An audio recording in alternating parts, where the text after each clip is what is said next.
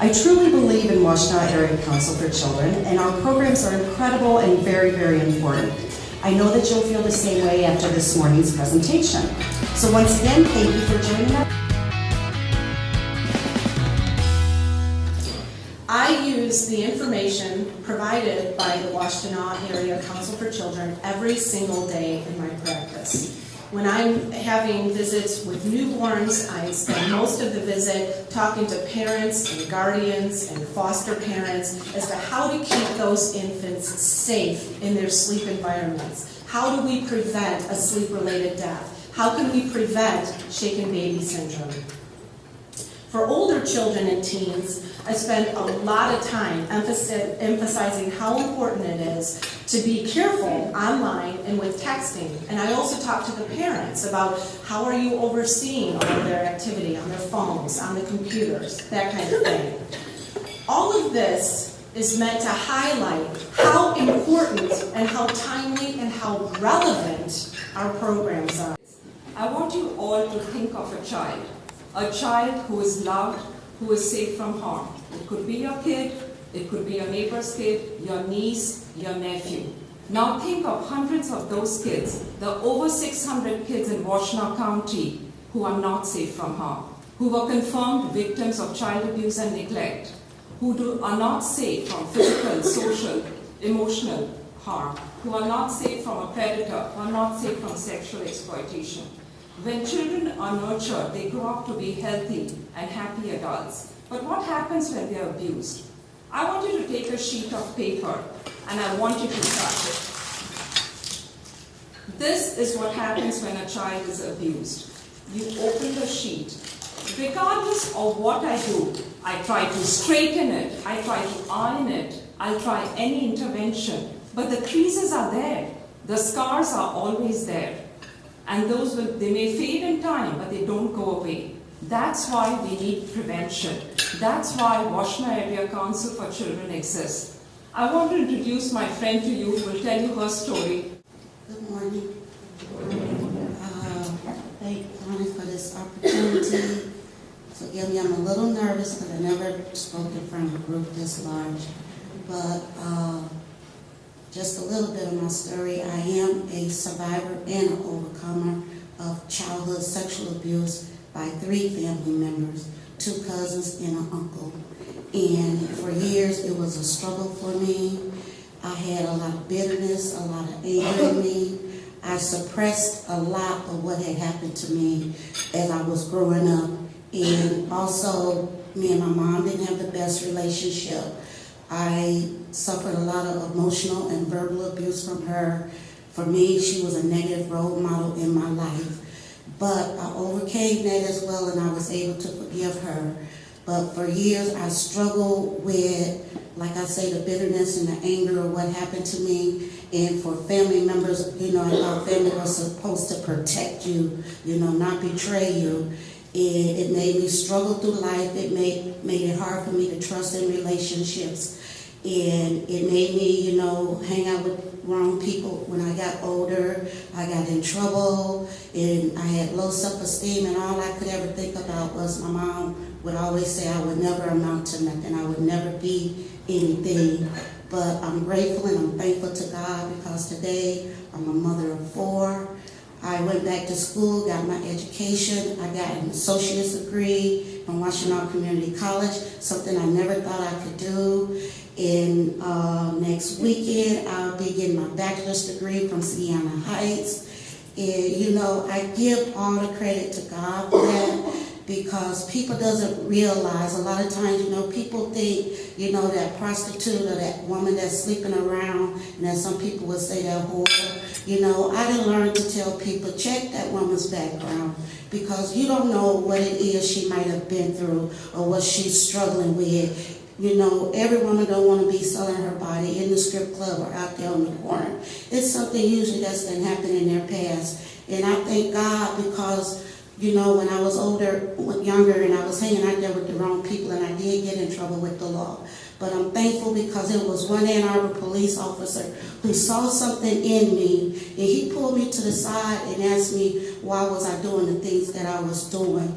And he said it didn't fit my character, but that officer, I'm grateful to this day, he got me into counseling. And when I got into counseling, everything that happened in my childhood, it came out in therapy of why I was doing the things that I was doing. And so today, you know, I know a lot of times people don't trust the law, they don't trust the police, but I can say it was one police officer that cared enough about me to give me the help that I needed, because if it had not been for that officer, I don't know where I might have ended up. I could have been in prison, I could have been I could have been dead.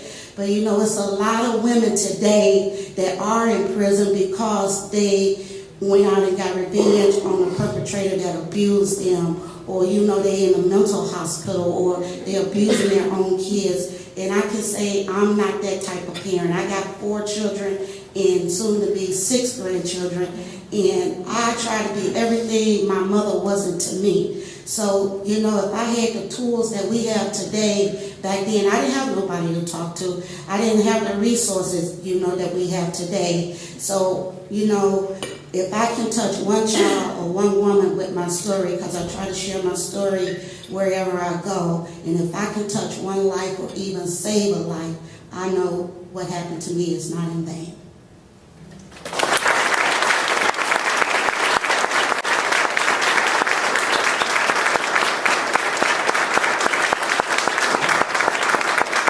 Always reminds me that prevention is preventable. Child abuse is one problem nobody talks about, yet it is the #1 cause of injury among children in our country. We cannot make it go away just like that tomorrow. But 90% of the abuse is preventable. And what is prevention? Prevention is education and awareness. And that is what Washtenaw Area Council for Children does. Although our council started in 1975, it wasn't until 1983 when the Michigan's Trust Fund was established that we became a designated council in Washtenaw County. Our goals, we had 3 goals: preventing child abuse and neglect, strengthening families, and improving the welfare of children in the county. And they have learned that they can make a difference by making sure that bullying doesn't happen. The activities that these mentors have promoted or have taken part in has promoted awareness and influenced the student population to speak out about bullying and enabled other students to come forward or more comfortable coming forward to inform adults and also other peers about bullying type behaviors. I encourage you to continue to support the Washtenaw Area Council for Children because they do put children first.